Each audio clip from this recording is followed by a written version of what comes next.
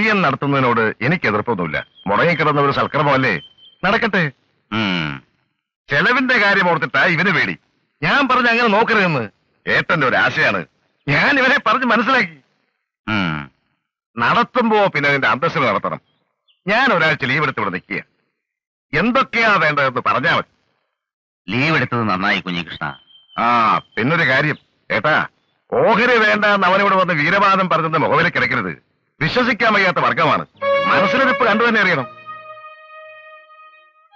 ഞാൻ പറയണത് ചടങ്ങുകളൊക്കെ കഴിഞ്ഞ് ഞാനിവിടുന്ന് പോകുന്നതിന് മുമ്പ് തന്നെ നമുക്കിവിടുത്തെ ഭാഗം അങ്ങ് നടത്തണമെന്നാ. ഏട്ടനാണെങ്കിൽ വയസ്സായി വരികയാണ്, എനിക്കാണെങ്കിൽ ഒരുപാട് പ്രാരാബ്ധങ്ങൾ. ഇവനും ഇപ്പൊ മേജറായി, ഇനി വെച്ച് നീട്ടണ്ട. പുറത്താരും അറിയുന്നതിന് മുമ്പ് തന്നെ നമുക്കങ്ങ് നടത്താം. രജിസ്റ്റർ കഴിഞ്ഞാൽ പിന്നെയാവും വന്ന് കുത്തിപ്പൊക്കാൻ വന്നാലും പുറത്ത് കിടന്ന് കുരയ്ക്കുകയുള്ളൂ. തെയ്യം നടക്കട്ടെ ആദ്യം.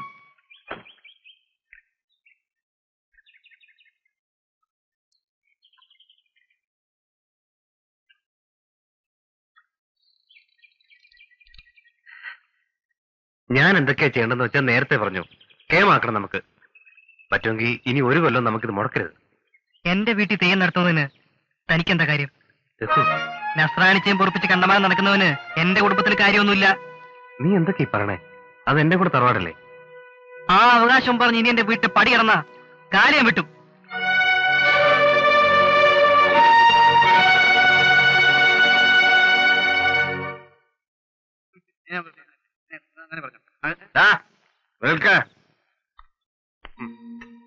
നിന്റെ പടി കടന്നാ നീ കാല് വിട്ടു അല്ലടാ. എങ്കിൽ കേട്ടോ, ആ പടിക്കകത്തെ മണ്ണ് എന്റെയും കൂടിയാ. അവിടുത്തെ ദൈവങ്ങളും പിതൃക്കളും എന്റെയും കൂടിയാടാ. നിന്റെ തന്തയുടെ ശവം എടുക്കുമ്പോ തല പിടിക്കേണ്ടത് ഞാനാ, മരുമകൻ. പിന്നെ തറവാട്ടിലെ കാരണവര് ഞാനാ, പൂമംഗലത്തെ ഉണ്ണികൃഷ്ണൻ നമ്പ്യാര്. പിന്നെ തെയ്യം നടത്തേണ്ടത് ഞാനാ. എന്നെ പടിക്കകത്ത് കടന്നാ നീ കാല് വിട്ടു അല്ലടാ. എന്നെ പുറത്തു നിർത്തിയിട്ട് തെയ്യം നടക്കൂല, നടത്തിക്കൂല. ഞാൻ പൂമംഗലത്തെ ഉണ്ണികൃഷ്ണൻ നമ്പ്യാരാ പറയുന്നേ, നടത്തിക്കൂല.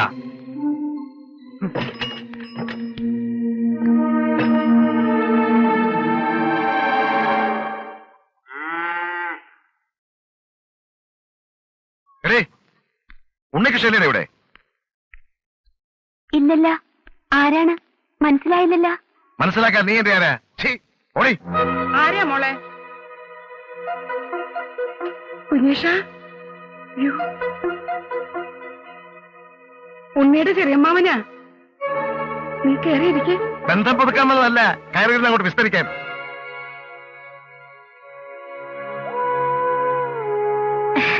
ഇച്ചിരി കാപ്പി എടുക്കട്ടാ?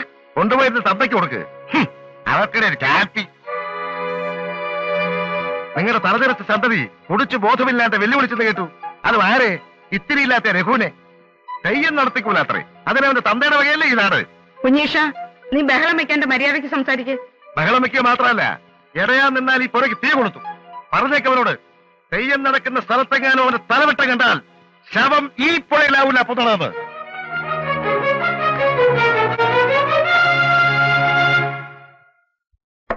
ശേഖരമാണ തന്നെ പറയും. കണ്ടതെന്നാണല്ലോ സൗദാമിനിയോപ്പോൾ കല്യാണം മുടക്കി ഇറങ്ങിപ്പോണത്. ക്ഷമിച്ചു, സഹിച്ചു. ഞങ്ങളുടെ തറവാട്ടിന്റെ മാനം മാത്രമേ കേട്ടിട്ടുള്ളൂ. ഇതാണോ ഈ നാട്ടിലെ സകലനായന്മാരുടെയും മുഖത്ത് കരിവാരി തേച്ചുകൊണ്ട് അവരുടെ സന്തതി ഒരു ഉടുപ്പുമില്ലാതെ ഒരു നസ്രാനിച്ചയെ പരസ്യമായി വെച്ച് ഉറപ്പിക്കുന്നു? ചോദിക്കേണ്ടതും തടയേണ്ടിയിരുന്നതും നിങ്ങളൊക്കെ തന്നെയാണ്. ഞാൻ ഈ നാട്ടിലില്ലല്ലോ, നിങ്ങളത് ചെയ്തില്ല. അത് പിന്നെ അങ്ങനെയല്ലേ കുഞ്ഞകൃഷ്ണ? ഞാൻ അന്നേ പറഞ്ഞതാ, രാത്രിക്ക് രാത്രി നാട് കിടത്തണമെന്ന്. ആണായിട്ട് ഒരുത്തനെങ്കിലും കൂടെ നിൽക്കണ്ടേ. അത്രയ്ക്കൊന്നും അങ്ങനെ ചിന്തിച്ചില്ല. ചിന്തിക്കാണ്ടിരുന്നത് ഇന്ത്യ ഇപ്പൊ കാണുന്നേ. കളിച്ച് കളിച്ച് തെയ്യം മുടക്കിക്കുമെന്ന അവന്റെ ഭീഷണി. കൊലക്കുറ്റത്തിന് 4 കൊല്ലം ജയിലിൽ കിടന്നവനാ. അവന് എന്തിനും മടിക്കില്ല. എന്ന് വെച്ച് തെയ്യം മുടക്കേ? മുടക്കൂല. നസ്രാനിച്ചയെ പൊറപ്പിക്കുന്നവൻ വിളക്കെടുത്ത് ഭഗവതിയെ തീണ്ടി അശുദ്ധമാക്കാൻ അനുവദിച്ചാൽ അത് കണ്ട് നമ്മൾ ആണും പെണ്ണും കിട്ട കുറെ നായന്മാര് കാന്ന് മിണ്ടാതിരുന്ന തെയ്യം നടക്കും. അങ്ങനെ നടത്തണോ? തെയ്യം നടത്തുന്നത് തറവാട്ടിൽ നിന്നാണെങ്കിലും ഭഗവതി നാടിന്റെയാ. കോപിച്ചാൽ അനുഭവിക്കാൻ പോകുന്നത് ഞങ്ങള് മാത്രമല്ല, നാടടക്കമാ. എന്താ ചെയ്യാ കുഞ്ഞകൃഷ്ണ? ചെയ്യേണ്ടതൊക്കെ ഞാൻ ചെയ്യാം. കൂടെ നിൽക്കാൻ പറ്റുമോ? ഞാൻ നിൽക്കും.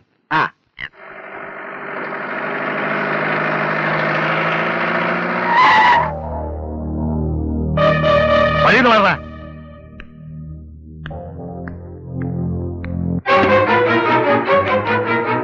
ആണുങ്ങളില്ലാത്തവൻ വീട്ടിൽ കയറി വന്ന് ഭീഷണിപ്പെടുത്തുകയും തെറി വിളിക്കുകയും ചെയ്യുന്നത് തറവാട്ടി പറഞ്ഞവർക്ക് പറഞ്ഞിട്ടുള്ളതല്ല. പൂമംഗലത്തെ ചോര തന്നെ ഞാനും. എന്റെ കാരണന്മാർക്ക് ചീത്തപ്പേരുണ്ടാക്കുന്നു. ചെറിയമ്മാവനാണ് ഞാൻ ഓർക്കില്ല.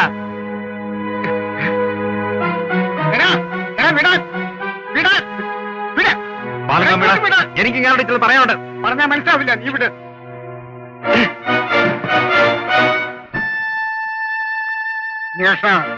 എടാ, പണ്ട് ഇവന്റെ അമ്മ ഇറങ്ങിപ്പോന്നപ്പോൾ രാവ് വെളുക്കുന്നതിന് മുമ്പ് ഇവന്റെ തന്റെ തല്ലാനും കൊല്ലാനും നീ ആരെ അന്ന് എന്റെ കയ്യിൽ നിന്ന് കിട്ടിയ എന്റെ ചൂട് ഇപ്പോഴും നീ മറന്നു കാണില്ല.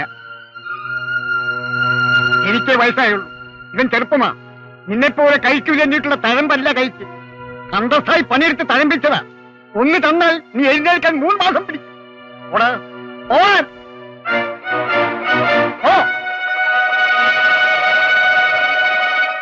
ചെറിയമ്മാവനെ വഴി തടഞ്ഞ് തല്ലാൻ ചെന്നു എന്ന് പറഞ്ഞാ അവിടെ ചന്ദ്രഹാസം. കേട്ടപ്പോഴേ തോന്നി അതാവില്ല കഥാന്ന്.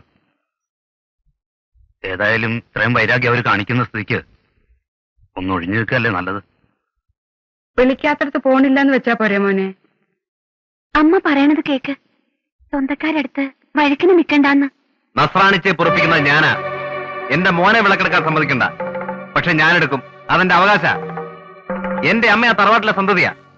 എന്റെ അച്ഛൻ 1-ാം തരം നായരാ. എന്നെ തടയാൻ നിൽക്കണ്ട ആരും.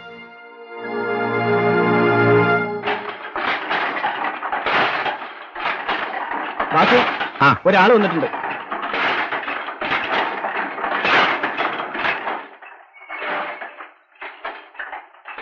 ആരാ? ആ, പറഞ്ഞാലേ അറിയൂ. സുധ പറഞ്ഞയച്ചിട്ട് വന്നതാ. സുധയോ? നിങ്ങളാരാ? ചോദ്യം തെറ്റില്ല. നമ്മൾ കണ്ടിട്ടില്ലല്ലോ. ഞാനവളുടെ ഭർത്താവാ. ഗോപി. ആ, ഒഴിവാക്കാനാവാത്തൊരു സാഹചര്യം ആയതുകൊണ്ടാ താൻ ഇവിടെ ഉണ്ടെന്നുള്ള കാര്യം അവൾ എന്നോടെങ്കിലും പറഞ്ഞത്. എന്താ കാര്യം? നാളെ തെയ്യമാണ്. ഞാനതൊക്കെ പണ്ടേ ഉപേക്ഷിച്ചതാ. പറയണത് കേൾക്കുക. വിളക്കെടുക്കുമെന്ന് ഉണ്ണി, പടികടന്ന കാല് വെട്ടുന്ന രഘു, വാശിമൂത്ത് തന്റെ അച്ഛൻ, കലക്ക വെള്ളത്തിൽ മീൻ പിടിക്കാൻ തന്റെ ചെറിയച്ഛൻ. ആവുന്നതും പറഞ്ഞു നോക്കി. എല്ലാവർക്കും ഭ്രാന്താ. കൂടെ വന്നാ തറവാട്ടുമുറ്റത്ത് ചോര വീഴാണ്ട് നോക്കാം.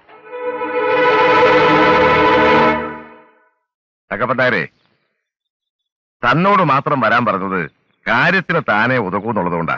നമ്പ്യാര് പറയാ, ഞാൻ എന്തിനും തയ്യാർ. ഈ ഉണ്ണികൃഷ്ണന്റെ ശല്യം ഇനി ഈ നാട്ടുകാർ ചുമക്കേണ്ടി വരില്ല. മട്ടാഞ്ചേരി എന്ന് എന്റെ ആൾക്കാർ എത്തിക്കഴിഞ്ഞു. അവനെങ്കിൽ വരട്ടെ വിളക്ക് കൊടുത്താൽ. പിന്നത്തെ കാര്യം അവർ നോക്കിക്കോളൂ. ഈ തങ്കപ്പനായരും നമ്പ്യാരുടെ കൂടെ തന്നെ വെക്കും, ഉറപ്പാ.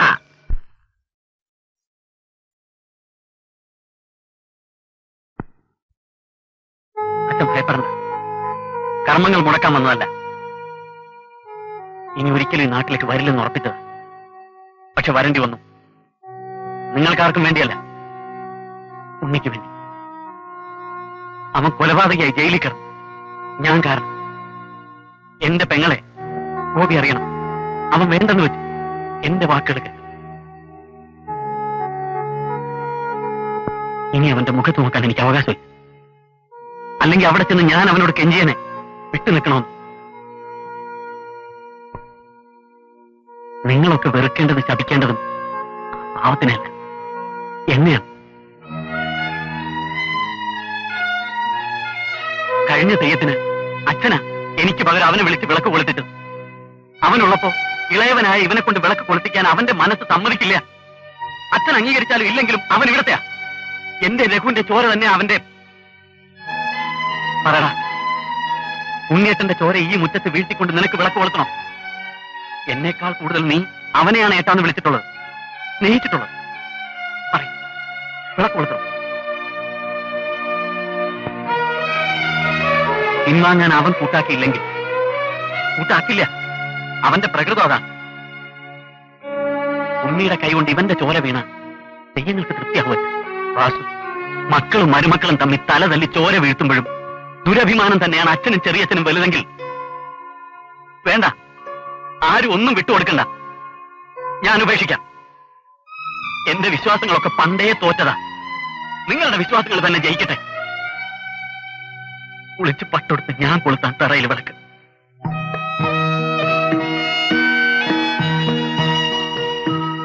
എന്നെ മുന്നിൽ കണ്ടാൽ വിളക്ക് തൊഴുത് മാറി നിൽക്കാനേ കഴിയൂ. അവൻ എതിർക്കാൻ അവന്റെ മനസ്സ് അനുവദിക്കില്ല. എനിക്കറിയാം എന്റെ ഉണ്ണിയെ.